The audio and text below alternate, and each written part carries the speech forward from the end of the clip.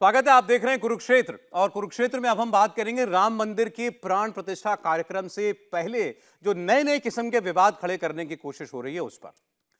सबसे पहले असदुद्दीन ओवैसी की बात आपको बताते हैं।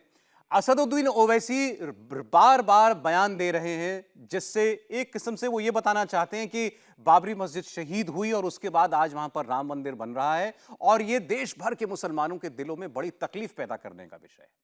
तो एक तरफ जहां करोड़ों लोग राम मंदिर बनने से खुश हैं, 22 तारीख का इंतजार कर रहे हैं, असदुद्दीन ओवैसी बार बार देश के मुसलमानों को यह याद दिला रहे हैं कि तुम्हारे साथ बड़ी ज्यादती हुई थी।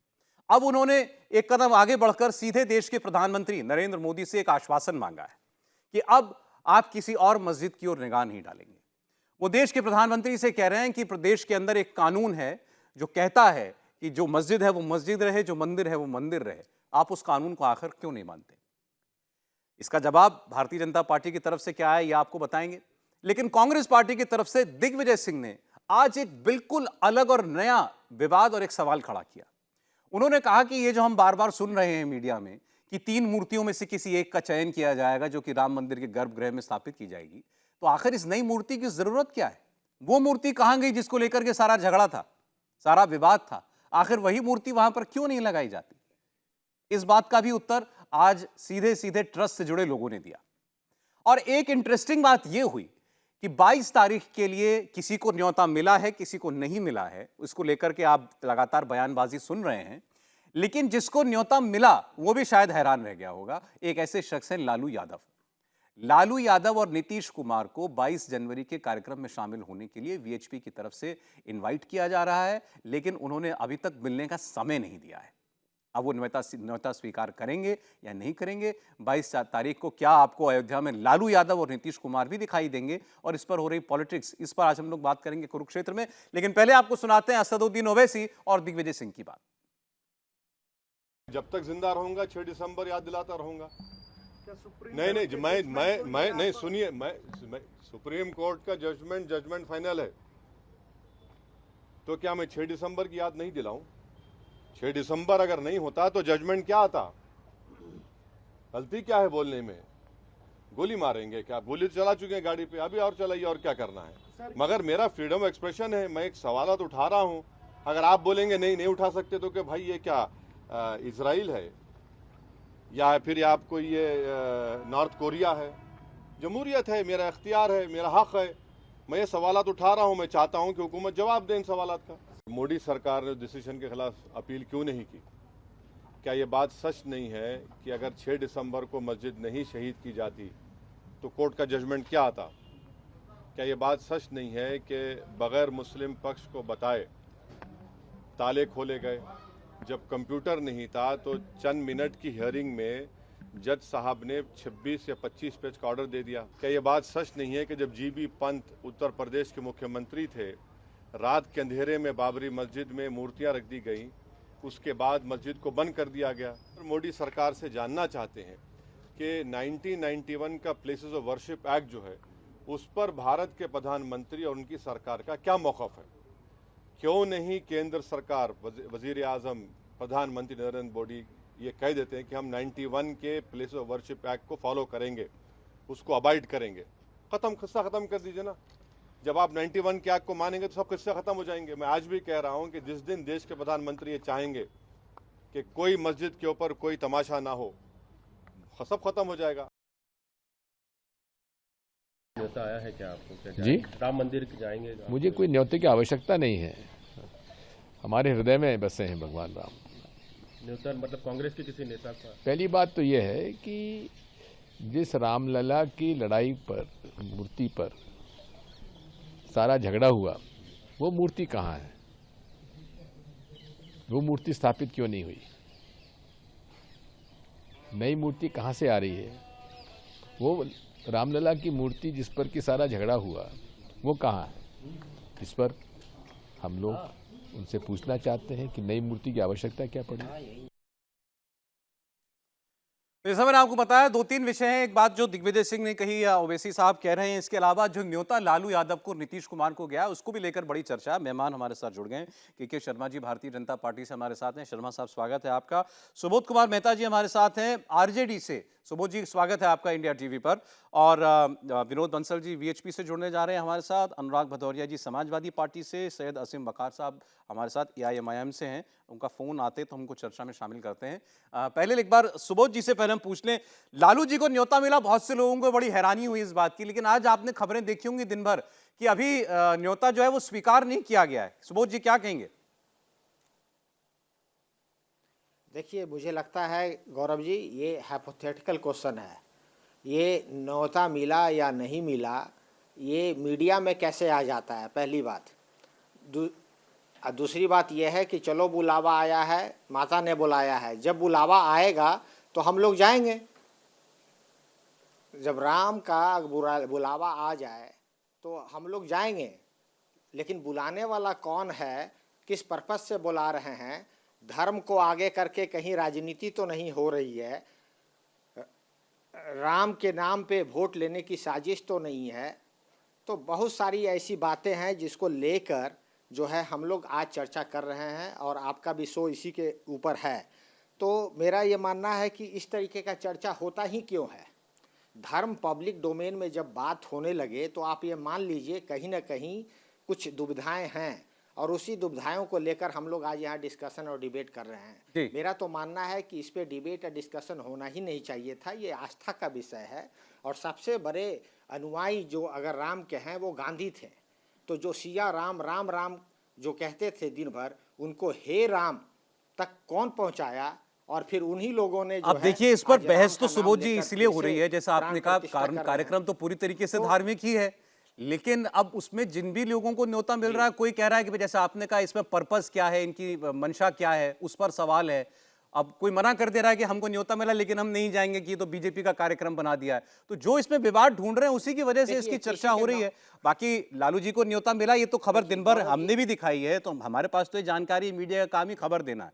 अब विनोद बंसल जी के संगठन ने, विश्व हिंदू परिषद ने न्योता भेजा है या न्यास की तरफ से न्योता भेजा है, बंसल साहब बता सकते हैं। लेकिन इस पर हैरानी जरूर हुई लोगों को, अडवाणी जी का रथ रोकने वाले लालू यादव जी को राम मंदिर के प्राण प्रतिष्ठा के लिए इन्विटेशन गया है। विनोद जी? नहीं सौरभ जी, इस बारे में मेरे पास कोई कंफर्मेशन नहीं है। ये बात तो ठीक है कि अपने ट्रस्ट ने ही न्योता देना है।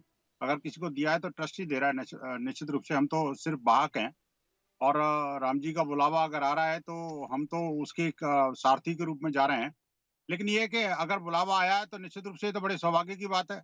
और देखिए, ट्रस्ट इस बात को मानता है कि जो जैसे सोनिया गांधी पर भी ये प्रश्न उठाता और खड़गे पर भी प्रश्न उठाता, तो मैं कहना चाहूंगा, देखिए कि जो अगर मान लो रामद्रोही थे भी, तो भी उनकी मति ठीक हो जाए। ये राम जी ये चाहते हैं कि रामत्व की तरफ लौट जाएं, अयोध्या की तरफ मुंह कर दें। राम से विमुख जो क्षण भर के लिए हो गए थे उस समय, अब हम चाहते हैं कि वो सारे के सारे राममय हो जाए वातावरण। तो राममय वातावरण तो होना ही चाहिए।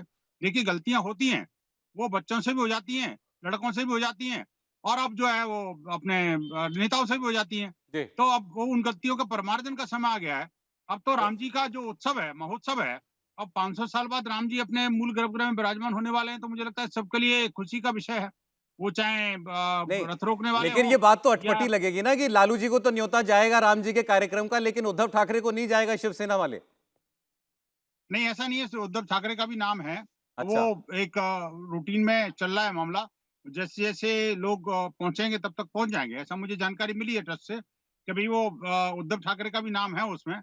अब मुझे लालू का नहीं पता था, जैसे सौरभ जी बताऊंगा को मैं, वो लालू के बारे में आपने बताया मेरे को। तो ऐसा हो जाता है। देखिए, वो एक लंबी लिस्ट है और वो ट्रस्ट ने डिसाइड की है। यही बात तो हमारी ये है कि अभी देखिए, विश्व हिंदू परिषद का कितना काम ट्रस्ट देख रहा है, ट्रस्ट का काम कितना काम विश्व हिंदू परिषद देख रहा है।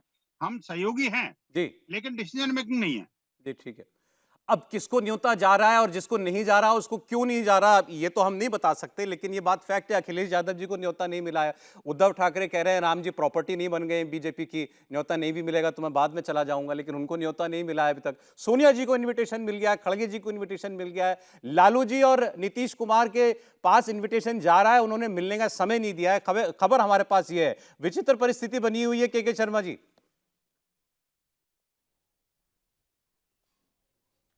देखिए, मुझे तो सौरभ जी मैं क्या बोलूं।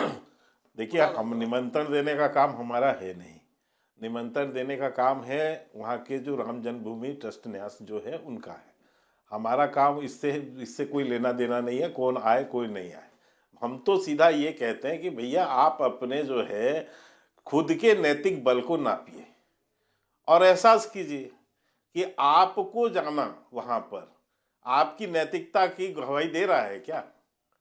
मैं तो ये पूछ रहा हूँ, ये समाजवादी पार्टी के लोग जिन्होंने राम भक्तों की निहत्थे राम भक्तों की हत्या करवाई जिसकी सरकार में हुई, जिन लोगों ने राम जो है लला की यात्रा जो निकल रही थी, जो राम कार सेवा थी, उसमें लोगों को गिरफ्तार किया, जेल में डाला, ये किया, क्या इनको नैतिक बल भी है? निमंत्रण जाए न जाए इससे हमारा कोई लेना देना नहीं। आप आएंगे किस मुंह से? आप आएंगे तो मुझे तो आश्चर्य, आइए, भगवान राम का मंदिर है, मंदिर में किसी निमंत्रण की आवश्यकता नहीं होती है।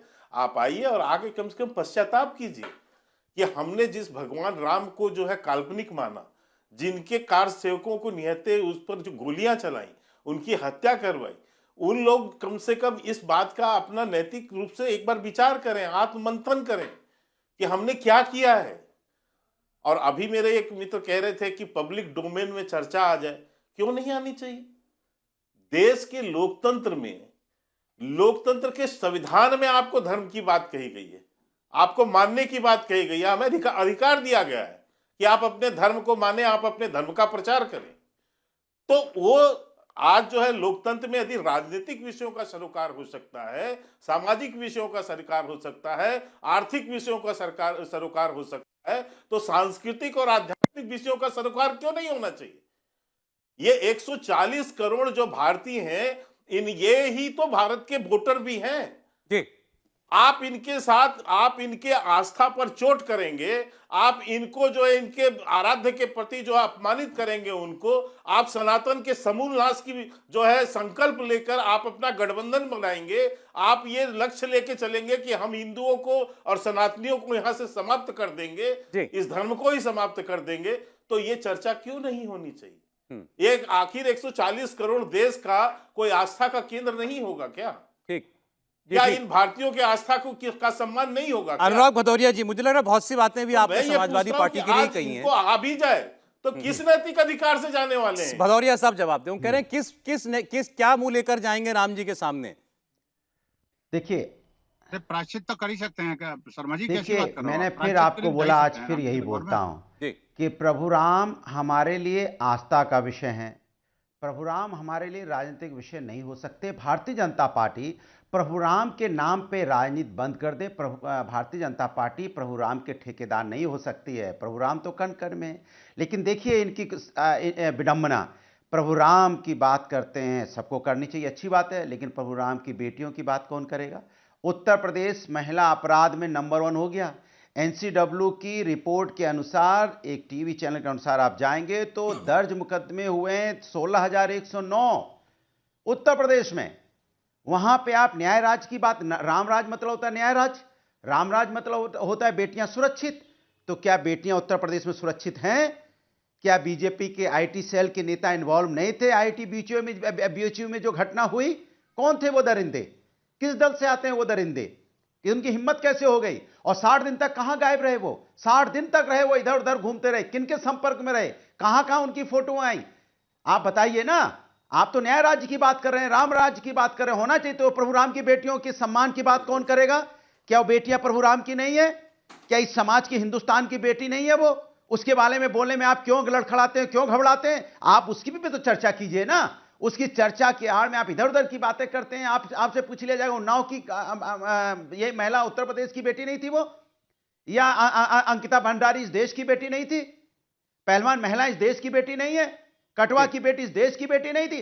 कमाल की बात है कि लगातार महिलाओं पर अत्याचार बढ़ता चला जा रहा है। हम बार बार कह रहे हैं प्रभु राम की बेटियों के साथ अन्याय हो रहा है, तो प्रभु राम की बेटियों की बात नहीं होगी, प्रभु राम के बच्चों की बात नहीं होगी? प्रभु राम के बच्चे महंगाई, बेरोजगारी, परेशानी से जूझ रहे हैं, उनके बारे में चर्चा नहीं होनी चाहिए क्या?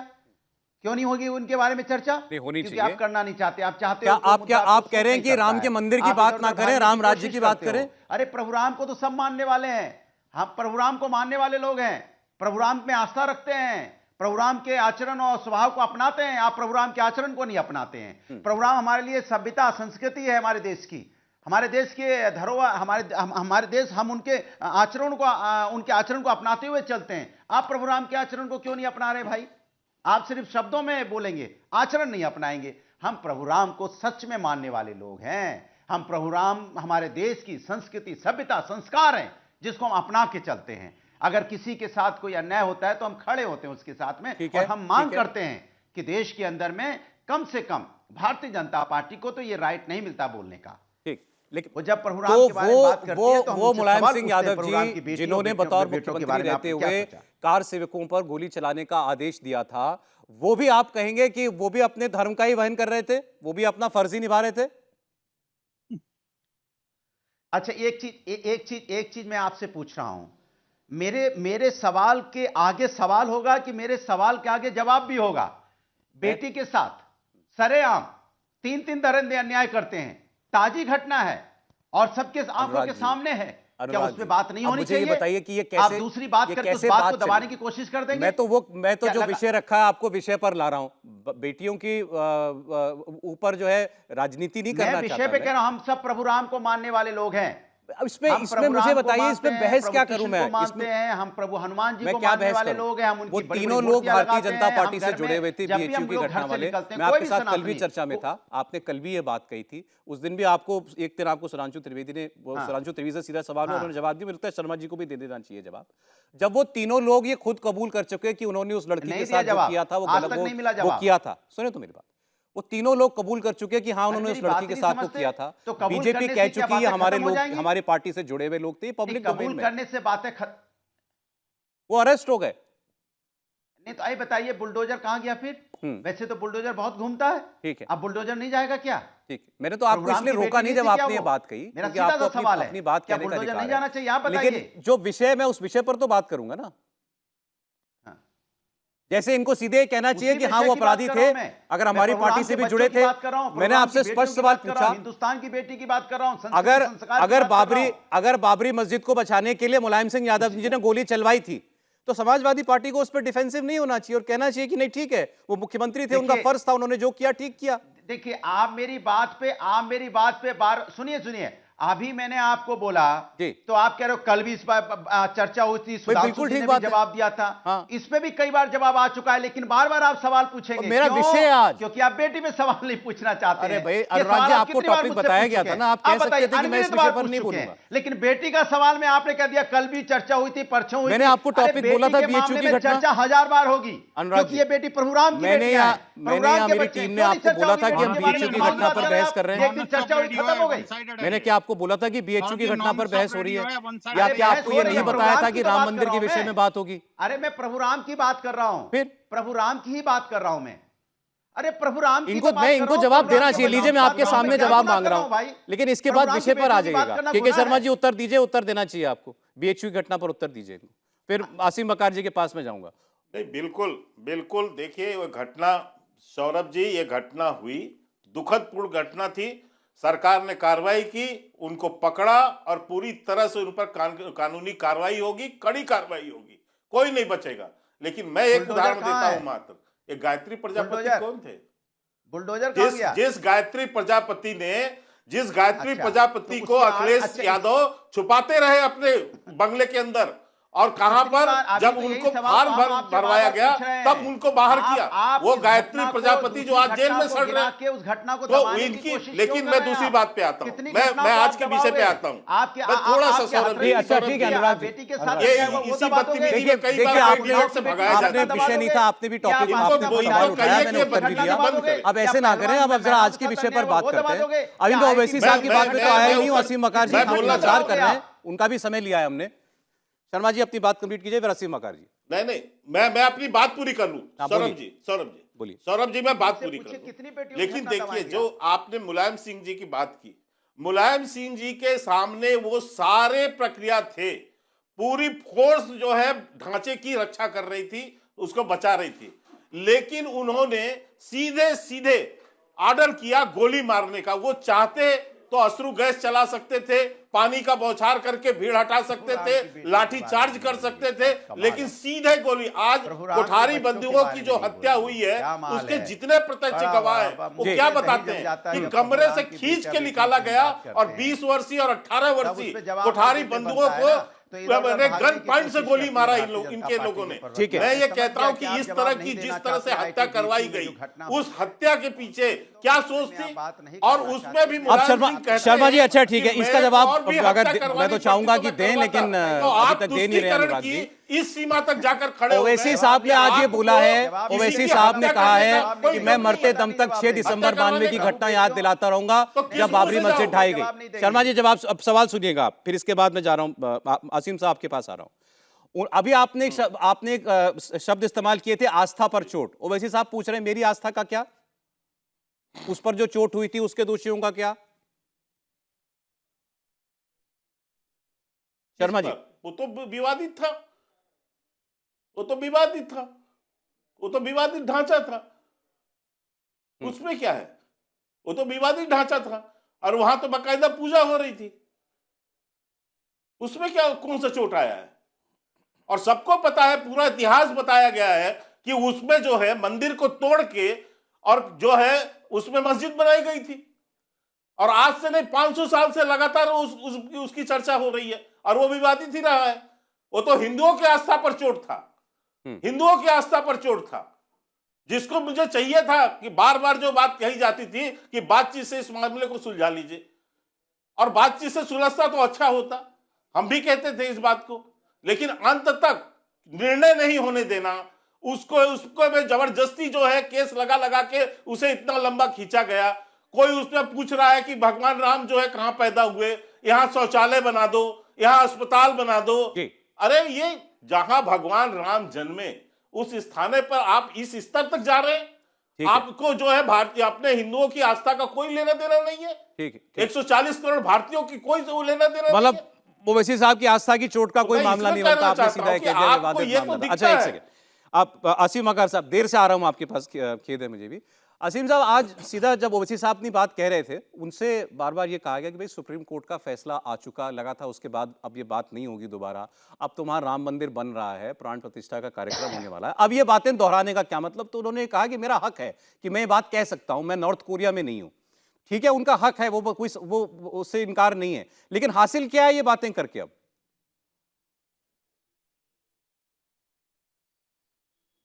देखिए, अब आपने सबको मौका दिया, मैंने सबको शांति से सुना, मैं बोलता ही नहीं किसी के बीच में। मेरे पास आने से पहले आपने के शर्मा जी से पूछा, शर्मा जी ने 2-4 बातें बड़ी सख्ती से कही कि वो मंदिर था उसको तोड़कर मस्जिद बनाई गई, वो जन्मभूमि थी इसलिए हमने ले लिया, बातों से सुलझ जाता। सर, अगर बातों से मामला हल हो जाता तो पूरी दुनिया को ये बात कैसे मालूम पड़ती कि मंदिर तोड़ के मस्जिद बनाई नहीं गई? न्यायालय ने अपने फैसले में ये बात लिखी कि इस बात का कोई प्रमाण नहीं मिला कि मंदिर तोड़ के मस्जिद बनाई गई। कहां मंदिर था? दूसरी बात, आपने कहा जन्मभूमि। शर्मा जी, आप तो और हम तो बहुत बाद में आए। सबसे पहले तो निर्मोही अखाड़े ने जो मुझे लगता है आपको कोर्ट के निर्णय को कोर्ट करना चाहिए। 1857 एक बार अपनी बात तो कह लें सर, बात कह लें शर्मा जी, कह लेंगे, बहुत कुछ है कहने के लिए, बात कर लें। लेकिन 1857 के आसपास जो मुकदमा हुआ, जिस मुकदमे की वजह से जाना गया कि ये राम जन्मभूमि है, जिस मुकदमे की वजह से जाना गया, जिन्होंने ये कहा पहली बार कि मंदिर तोड़ के मस्जिद बनाई गई, उनका मुकदमा ही खारिज हो गया सर। न्यायालय ने कहा कि इनके पास कोई आधार और कोई सबूत ही नहीं, कोई सबूत नहीं था उनके पास, उनका मुकदमा खारिज कर दिया गया। और जो तीसरी अहम बात, आप लोग ये कहते रहे कि रामलला प्रकट हो गए, रामलला प्रकट हो गए। न्यायालय ने ये बात कही कि रामलला प्रकट नहीं हुए, अवैध तरीके से क्रिमिनल एक्ट था जो मूर्तियां रखी गईं दीवार फांद कर 22-23 दिसंबर की रात में। ये मैं वही पढ़ रहा हूं जो फैसले में। और सबसे बड़ी अहम बात कि अगर आप पूरे देश से बता रहे थे कि रामलला प्रकट हो गए, तो जो वो स्वयं प्रकट हुए थे आपके हिसाब से वो मूर्ति कहां गई? जब वो खुद प्रकट हुए थे तो उसको हटाने की क्या जरूरत पड़ गई आपको क्या आप उसको हटा के दूसरी मूर्ति लाएंगे? क्योंकि जो फैसला आया है वो रामलला विराजमान को दिया गया है कब्जे के आधार पर। आप पढ़िएगा जी, कहा गया कि ये रामलला विराजमान जो है उनको कब्जे के आधार पर दिया जा रहा है। देखिए सर, आप मंदिर बना रहे हैं, बनाइए, फैसला आपके हक में है, बहुत अच्छी बात है। हम लोगों ने सुप्रीम कोर्ट के फैसले का सर झुकाकर सम्मान किया, कोई मुसलमान विरोध भी नहीं कर रहा है। लेकिन जिस चीज को न्यायालय ने माना कि मस्जिद को गिराना एक क्रिमिनल एक्ट था, वो मानना पड़ेगा आपको। जी ठीक है। मस्जिद के वजूद से इनकार नहीं किया जा सकता। ये जस्टिस गोगोई साहब ने फैसले में लिखा है अपने कि मस्जिद के वजूद से इनकार नहीं किया जा सकता। आप कैसे इनकार कर सकते हैं? आप ढांचा कैसे कह रहे हैं? जस्टिस गोगोई अपने फैसले में कह रहे हैं अच्छा असीम साहब, मस्जिद के वजूद से इनकार नहीं किया जा सकता। मेरा तो जो मूल प्रश्न था वकार साहब आपसे वो ये था दूसरी कि सर, आज इन सब बातों को करने से अरे सुनिए सर, अरे सुनिए तो सर, बोलिए आप। आपको क्या हासिल हो रहा है? आप अनुराग भदौरिया से कह रहे हैं कि मुलायम सिंह जी ने गोली चला दी, ये कर दिया, वो कर दिया। सर वो मुख्यमंत्री उत्तर प्रदेश थे, वो मुख्यमंत्री हिंदू बिरादरी नहीं थे। अगर आप भी सौरभ जी मुख्यमंत्री होते और आपने भी सर्वोच्च न्यायालय को शपथ दी होती कि आप बाबरी मस्जिद की सुरक्षा करेंगे और आप ईमानदार होते, तो आपको भी गोली चलाना पड़ती। अरे असीम साहब, जो बात आप कह रहे हैं अनुराग जी तो नहीं कह रहे ना बात को। मैंने तो कहा ये बात, अगर बतौर मुख्यमंत्री उन्होंने फैसला लिया तो आज उनकी पार्टी को कहना चाहिए उन्होंने अपने विवेक से फैसला लिया था उस वक्त। वो तो नहीं कह रहे ना। लेकिन ये बात, दूसरी बात, अभी आपने जो कोर्ट का फैसला बताया, एक मुख्यमंत्री, चलिए सर एक मुख्यमंत्री, आप कोर्ट का फैसला जो आप बता रहे हैं, आप भी पूरी बात नहीं बता रहे। कोर्ट ने ये भी कहा है कि जिस जगह पर बाबरी मस्जिद खड़ी थी उसके नीचे पुराने मंदिर के अवशेष मिलते हैं। ये कोर्ट के फैसले में लिखा हुआ है। हाँ, नहीं गलत बोल रहे हैं आप। नहीं, मैं गलत नहीं बोल रहा हूं। आप गलत बोल रहे हैं। अब आप मुझे सुनिए पहले, उसके बाद आप बात कीजिएगा। आप मेरी बात नहीं सर, आप एंकर हैं, आप मत बोलिए, बीजेपी वालों को बोलने दीजिए। मेरी पूरी बात सुनिए। आप एंकर हैं, आप ये बात नहीं बोल सकते। मेरी पूरी बात सुनिए पहले सर। सुनिए सर, आप नहीं सुन रहे मेरी बात। सुनिए सर, सुप्रीम कोर्ट ने ये कहा है कि सर मेरी बात तो सुन, इस्लामिक स्ट्रक्चर मिला, उस जगह पर हिंदू मंदिर के अवशेष थे, लेकिन यह प्रूव नहीं किया जा सकता कि मस्जिद को बनाने के लिए वहां पर मौजूद मंदिर को गिराया गया। यह कहा है सुप्रीम कोर्ट ने। लेकिन मंदिर के अवशेष थे, यह कहा है। नहीं सर, यह कहा गया है, सुनिए सर, यह कहा गया है। अरे सुनिए तो सर, जी इन बातों का कोई सर क्यों आप झगड़ा कर रहे हैं? आप एंकर हैं, आप एंकर रहिए। के शर्मा जी ये बात कह सकते हैं। आज क्या ये बातें, नहीं सर, फैक्ट जो फैक्ट है वो एंकर ही कहेगा। विनोद बंसल साहब भी ये बात कह सकते हैं। जब न्यायालय का निर्णय आ गया तो न्यायालय के निर्णय के प्रश्न में जाने का अधिकार कहां बयान कर रहे हैं? मैं फैक्ट बयान कर रहा हूं। अब आप कैसे तय करेंगे मैं जो कह रहा हूं फैक्ट है? न्यायालय में जाके कराना जी, न्यायालय में जाके कराना है सौरभ जी। ये यहाँ पर बकवास करने का क्या लाभ है? मुझे बताइए, जब पूरा देश उत्सव में है, सुनिए सर, पूरा मैं बोलूं, देश देखिए मैं तो आराम में बोलता है, किसी के बीच में। पूरा देश जब वो एक उत्सव मना रहा है और उस समय उत्सव में ये जो जैसे यज्ञ में जो निशाचर थे वो हड्डियां डाला करते थे, ये क्या उस तरह के हड्डियों को डालने का काम नहीं कर रही है? बेहुदा बातें कर रहे हैं। अगर आपको यही लग रहा है कि न्यायालय के निर्णय में कोई खामियां थी, ठीक है विनोद जी, एक बोलना शुरू कर दिया, उनकी बात पूरी आ जाए, आप बोलेगा। अरे भैया वो तो इंग्लैंड से डिग्री पास करके आए थे ना, आप न्यायालय क्यों नहीं गए? अब भाई मैंने इनसे पूछा, वही सवाल था कि आपको क्या हासिल हो रहा है बात करके, तो उन्होंने मुझ पर कह दिया आपको क्या हासिल हो रहा है बातें करके। बोलिए असीम जी। मैं कह रहा हूँ, नहीं सौरभ जी मुझे जरा बोलने की आदत दीजिए। मैं ये कह रहा था सौरभ जी, देखिए विनोद जी, आपकी बात मैंने सुनी, ठीक है। आपने कहा कि इस वक्त ये सब बातें क्यों कर रहे हैं, पूरा देश में उत्सव है राम मंदिर को लेकर के, उसी बात का उत्तर ये दे रहे हैं सैयद असीम मकार। बोलिए। नहीं, मैं अब आपकी बात का जवाब सौरभ भाई देना चाह रहा था। आपने साबित कर दिया, आपने पढ़ा ही नहीं न्यायालय का आदेश। न्यायालय ने अपने हुक्मनामे में यह लिखा कि सन 1200 ईस्वी से और सन 1528 ईस्वी तक इस बात का कोई प्रमाण नहीं दे पाया विभाग कि उस जमीन के ऊपर कोई स्ट्रक्चर बना था। 1200 से 1528 तक 328 साल तक के उस जमीन के ऊपर कोई स्ट्रक्चर, महल, घर, मकान, दुकान, मंदिर, मस्जिद, गिरजाघर कुछ नहीं बना हुआ था। विनोद जी, कोई बात आपने इतने पेज का जो निर्णय है जिसमें तमाम बातें कही गई हैं, नीचे पुरातत्व अन्वेषण हुआ है, वहां पर वहां जो सामान निकले वो आज भी रखे हुए हैं निर्णय आ गया, संग्रहालय के रूप में। पास करने से क्या फायदा? संग्रहालय के रूप में रखे गए हैं, जो नीचे से खुदाई में निकला है। ये जाके देख ले वहां पर, यहां पर बेवजह की बहस कर रहे हैं, जाकर देखें वहां पर वो संग्रहालय बना के रखा हुआ है जो खुदाई में निकला वहां पर। नहीं शर्मा मतलब कुछ भी बोले जा रहे हैं टीवी चैनल पर बैठ के आप। बेकार की बात है। मैं इस मुसलमानों बात कोर्ट को के निर्णय को एक्सेप्ट कर इधर से उधर कहीं से कहीं बोला सुप्रीम जा कोर्ट का रहा है। फैसला आया है। कर रहे हैं। अरे उससे कुछ हासिल नहीं होने वाला है। आतंकवादियों को मत पालिए। मतलब आप नहीं, कोई आतंकवादी नहीं है। आपके रिपोर्टर गए, आतंकवादी कोई नहीं है। अब ऐसा दिक्कत क्या है, असीम वकार साहब जो है ये तय करके बोल रहे हैं कि जो वो बोल रहे हैं केवल वही सच है, या केवल उन्होंने फैसला पढ़ा कि किसी और ने फैसला नहीं पढ़ा है। तो अब इसके आगे तो बहस हो नहीं सकती। खैर बहरहाल अब वो बता रहे थे कि भाई इसके ऊपर कोई स्ट्रक्चर नहीं था। मैंने तो ऊपर शब्द इस्तेमाल ही नहीं किया।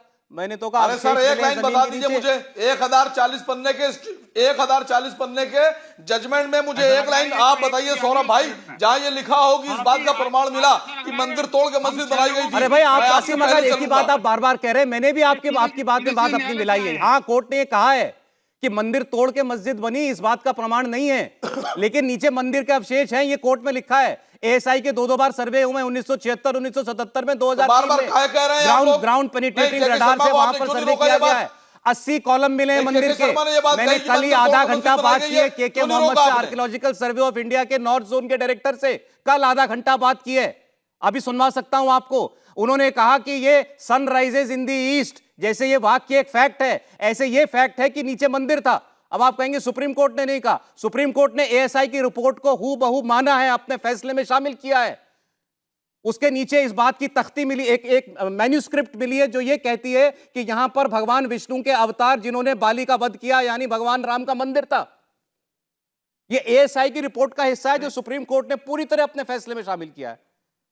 सौरभ जी इसके आगे जाने से कोई लाभ नहीं। मैं बाबरवादी सोच से बाहर नहीं निकलूंगा। विनोद जी आप बोलिए। बारे में बोलने से कोई फायदा नहीं है। ये वो लोग हैं जो कि बाबरवादी सोच से बाहर निकल ही नहीं सकते। ऐसा लगता है जैसे पूर्वज बाबर ही थे इनके। समझ में नहीं आता कि इन बाबर के साथ इनका इतना घनिष्ठ रिश्ता किसने जोड़ दिया। और दूसरी बात ये, माननीय सर्वोच्च न्यायालय का निर्णय क्या है ये संपूर्ण देश ने जाना है। और ऐसा लगता है आपके डिबेट के अंदर जो 6 पैनलिस्ट हैं, 6 में से 5 तो बेवकूफ हैं और ये सिर्फ एक ही ज्ञानी है जो सबको ज्ञान देने की कोशिश कर रहे हैं। अरे शर्म आनी चाहिए। उत्सव का माहौल है, देश और समाज और पूरा विश्व जो है ना गौरवान्वित है राम जी के उस मंदिर से। एक ही व्यक्ति है जिसको आग लगी पड़ी है। इनके चेहरे को देखो जैसे बुझ गया है। ये ऐसा लग रहा है जैसे बाबरी के साथ ये भी चले गए।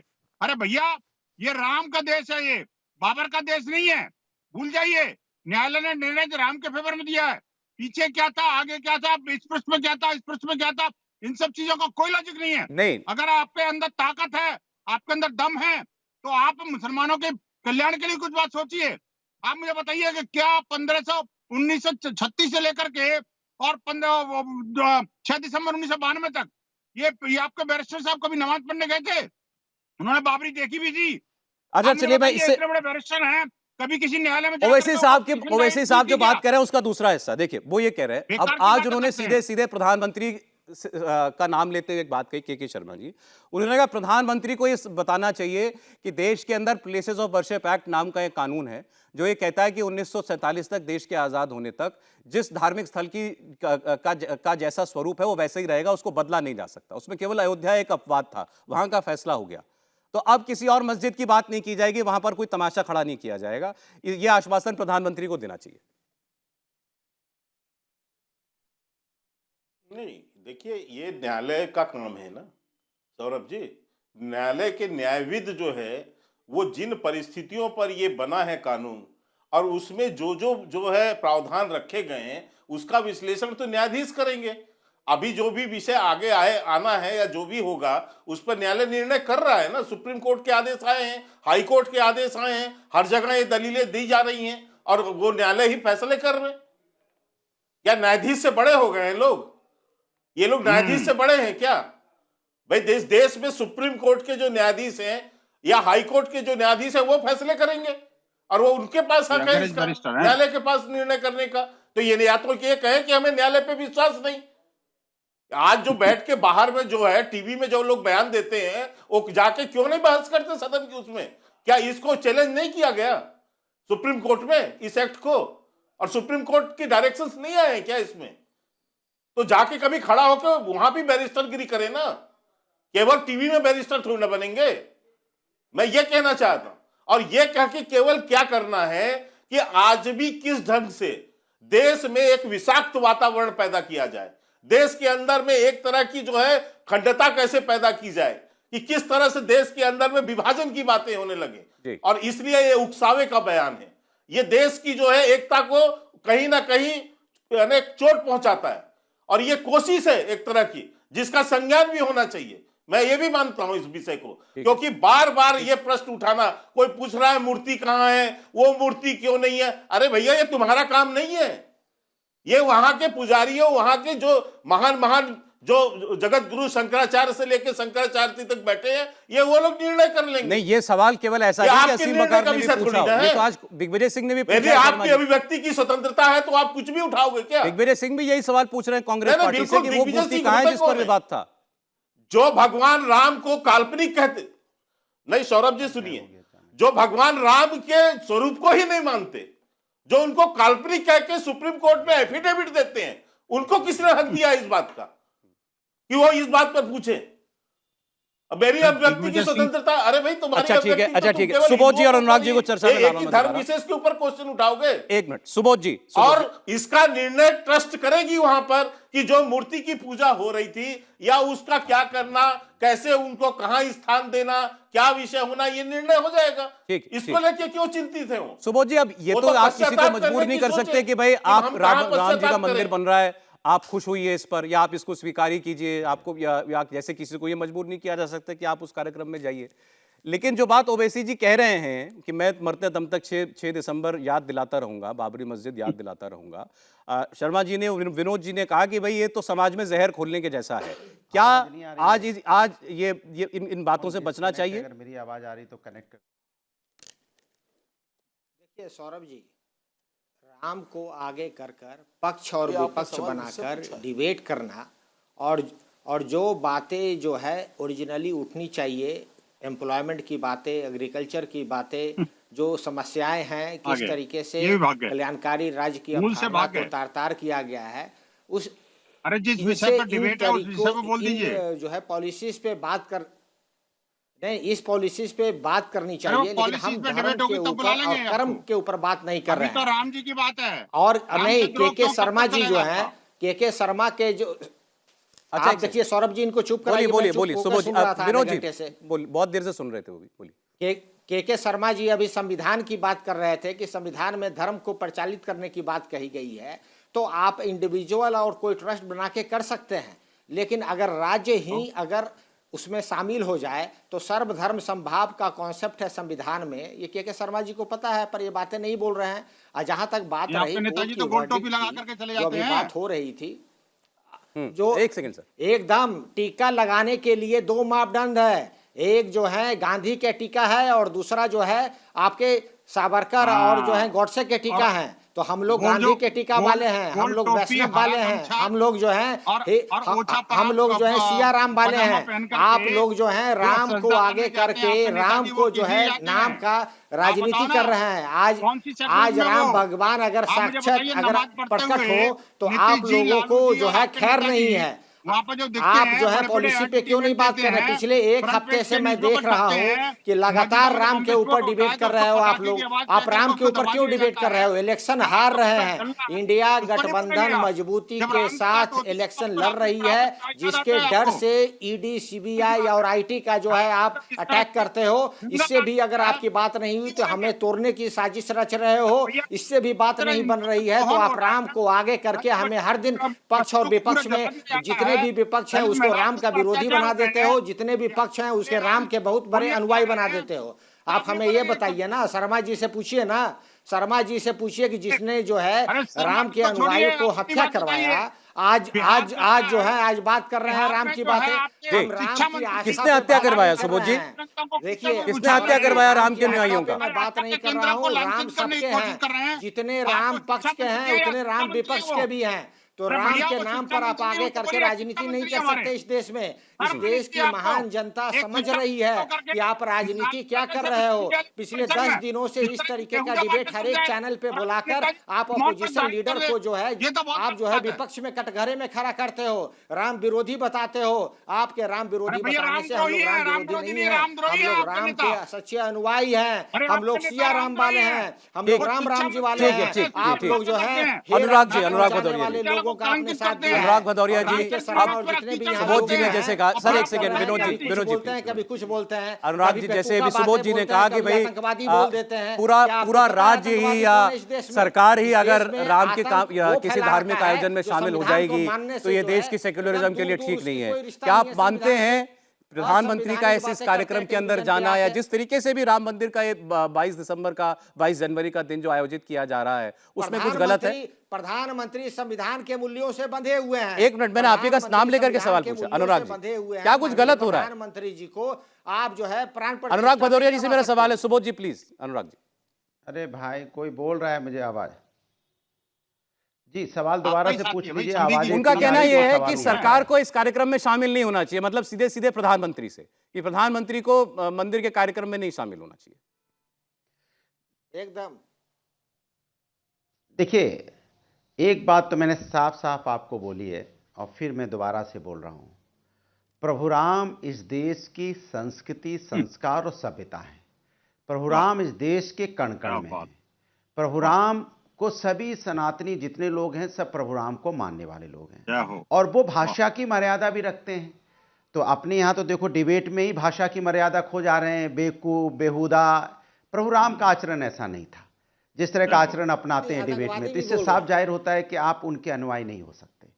मेरा मानना है, सुनिए, मेरा मानना है कि जब आप अगर ऐसा कोई हिंदुस्तान के अंदर में सनातनी नहीं होगा, चाहे वो किसी पद से, देखो बीच मत बोलिए, मैं आपके बीच में नहीं बोला भाई। देखिए सौरभ जी, आप डिबेट ठीक से करवाइए। अगर ऐसी चिल्लम चिल्ली होगी तो मैं अपनी बात कैसे कह पाऊंगा? आप कंट्रोल ही नहीं कर पा रहे हैं विनोद बंसल जी को, हर एक के पीछे बोलेंगे। ये तो गलत बात है ना भाई। आपके नहीं बोला, ये संस्कृति नहीं थी, ये संस्कृति संस्कार। विनोद जी बोलने दीजिए प्लीज, बीच में मत बोलिए। थोड़ी देर सुन लीजिए, सुन लीजिए। अरे उनकी बात सुनने दीजिए ना प्लीज। विनोद जी इनको चुप कराइए। बोलिए अनुराग जी की बात। अरे सुन लीजिए, इनको चुप कराइए तो बात हो पाएगी। देखिए, मैंने आपसे बोला कि इस हिंदुस्तान के अंदर में ऐसा कोई सनातनी नहीं है जो अपने घर में मंदिर ना हो, जिसकी जो पूजा करके घर से निकलता ना हो। लेकिन मेरा आस्था का विषय है, उसको हम जाके किसी को बताते नहीं कि आज हम पूजा करके आए हैं या हमने आज पूजा की है।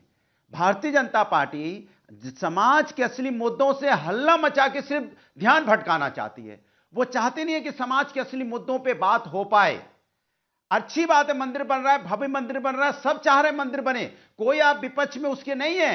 बट भारतीय जनता पार्टी यह साबित करने की कोशिश कर रही है कि विपक्ष उसके पक्ष में नहीं है। अरे विपक्ष में तो हम कह रहे हैं ना, प्रभु राम सबके हैं, कण कण में है, सब अपना जब प्रभु बुलाएंगे सब लोग जाएंगे। आप परेशान क्यों? आपको दर्द क्यों हो रहा है? मुझे ये नहीं समझ में आ रहा है। आप बार बार कह रहे हो नहीं नहीं नहीं, देखिए विपक्ष क्या कह रहा है, देखिए विपक्ष क्या कह रहा है, देखिए विपक्ष क्या कह रहा है। अरे विपक्ष यही कह रहा है प्रभु राम सबके हैं, एक ही शब्द कह रहा है, प्रभु राम सबके हैं, प्रभु राम में सबकी आस्था है। अगर किसी की आस्था नहीं है तो मुझे लगता है ये जो बार बार सत्ता दल के लोग बोल रहे हैं, मुझे लगता है उनको ही आस्था नहीं है, क्योंकि वो दूसरों को नीचा दिखाने के लिए, दूसरों को यह साबित करने के लिए कि नहीं आप प्रभु राम के नहीं हो, सिर्फ हम हैं। इसलिए भारतीय जनता पार्टी प्रभु राम की ठेकेदार नहीं हो सकती। इस हिंदुस्तान में कोई पार्टी प्रभु राम की ठेकेदार नहीं हो सकती, कोई व्यक्ति प्रभु राम का ठेकेदार नहीं हो सकता। प्रभु राम सबके हैं। इसलिए मैं बार बार प्रभु राम के जो आचरण है उसकी बात कर रहा हूं। क्या प्रभु राम का आचरण को अपनाती है? ठीक है अनुराग जी, आप जरा एक कमेंट शर्मा जी का आ जाए। आपने कहा हमें ये प्रभु राम हमने कब विरोध किया? खामखाम को हमको विपक्ष में खड़ा किए दे रहे हैं राम मंदिर के। शर्मा जी नहीं पड़ती, इनके मन में कहीं ना कहीं सब कुछ बोला लेकिन आपकी बात का जवाब नहीं दिया। सौरभ जी, अब मैं अपनी बात तो मैं उनको नहीं कर सकता सर। दो तीन प्रश्न हैं, मैं 2-3 प्रश्नों का उत्तर दे देता हूं, पॉइंट टू पॉइंट उत्तर देता हूं। अभी इन्होंने कहा कि कौन, हम तो कण कण में राम है, रोम रोम में राम है, सब कुछ है। 1992 में आपको पता नहीं था? 1992 में आपको ये बात पता नहीं थी? ये आज आप जो कह रहे हो ना, ये आपके पाप बोल रहे हैं, आपके कुकर्म बोल रहे हैं, हम नहीं बोल रहे हैं। पूरा देश समझ रहा है क्योंकि आपके जो पाप थे, आपके जो कुकर्म थे, जिस ढंग से आप विरोध कर रहे थे, वो आज आपके सामने खड़ा है। हम नहीं बोल रहे हैं। क्या आपके पाप हैं, कुकर्म है? सौरभ जी, मैंने बीच में फाइनल कमेंट सर, समय बिल्कुल नहीं है, जरा शर्मा जी की बात पूरी हो जाए, आवाज आ जाए उनकी। ये राम के मूल्यों के हत्यारे हैं ये लोग। अब मैं दूसरी बात कहता हूं, जो जेडीयू, जो आरजेडी के प्रवक्ता कह रहे थे जी कि इनको शामिल नहीं, मुझे बताइए, सोमनाथ मंदिर का पुनर्निर्माण हुआ, क्या डॉक्टर राजेंद्र प्रसाद इस देश के राष्ट्रपति संवैधानिक पद पे बैठे हुए, क्या वो नहीं गए? क्या वो नहीं गए? और केवल अयोध्या में मंदिर नहीं बन रहा है सौरभ जी, 16,000 करोड़ रुपए का अभी तक इन्वेस्टमेंट हुआ है। भारत का सबसे बड़ा जो है एयरपोर्ट वहां पर बना, सबसे बेस्ट वहां रेलवे स्टेशन बन रहे हैं, सबसे ज्यादा सौंदर्यीकरण टूरिज्म में वहां को लाभ होने वाला है। आज काशी कॉरिडोर बना है, आप जाइए काशी में 1.5 से 2 लाख लोग आए दिन वहां आते हैं, रोजगार मिल रहा है लोगों को। ये सब क्या हवा में बन रहे हैं? चलिए आज समय इतना ही था। शर्मा जी बीच में रुकूंगा, आपको बिल्कुल समय नहीं है अब, लेकिन 22 जनवरी तक जहां आप, जैसा आपने कहा, पूरे देश के अंदर और खासकर सनातनियों के अंदर तो इस बात की खुशी है कि वहां पर राम का मंदिर बन रहा है, लेकिन ये विवाद भी रोज उठते रहेंगे। शर्मा जी, विनोद बंसल जी, सैयद वकार साहब, सुबोध कुमार जी और अनुराग जी, बहुत धन्यवाद आपका।